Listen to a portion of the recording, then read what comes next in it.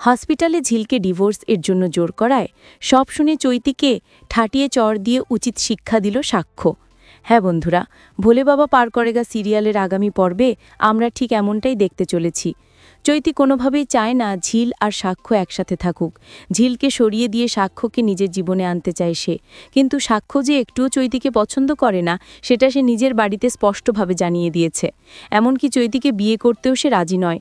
সাক্ষ্য শুধু ঝিলের সাথেই থাকতে চায়, এই কথাটা সে পরিবারের সবাইকে জানিয়ে দিয়েছে। অন্যদিকে ঝিল এইসব পরিকল্পনার কথা কিছুই জানে না।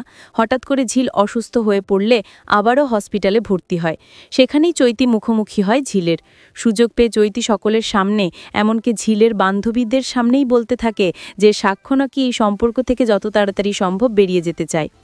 চৈতি আরও বলে সাক্ষ্য এই সম্পর্ক রাখতে চায় না, সবটাই অভিনেতা সুলভ অভিনয়। শুধু ঝিল সুস্থ হোক এই কারণেই নাকি সাক্ষ্য সবকিছু মেনে নিচ্ছে।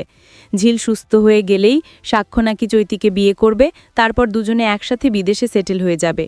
এই কথাগুলো শুনে ঝিল পুরোপুরি ভেঙে পড়ে। চৈতি এখানেই থামে না, সে ঝিলকে বলে তার কাছে নাকি ডিভোর্স পেপার রয়েছে, শুধু সই করালেই সব শেষ।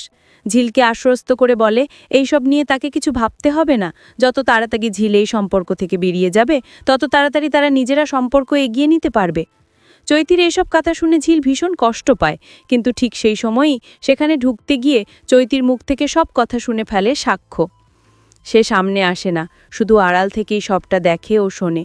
এরপর ঝিল যখন সাক্ষ্যর কেবিনে যায় ঠিক তখনই চৈতিও সেখানে পৌঁছে যায়, আর তখনই ঝিলের সামনে সাক্ষ্য চৈতির গালে ঠাটিয়ে চড় মারে এবং বলে সে চৈতির সব কথা শুনেছে।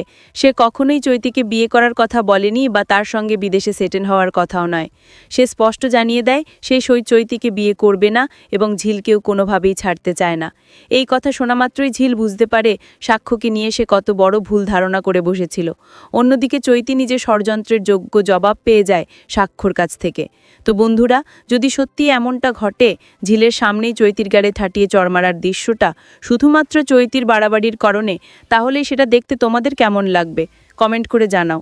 পরবর্তী আপডেট পেতে চ্যানেলটি সাবস্ক্রাইব করতে ভুলবে না।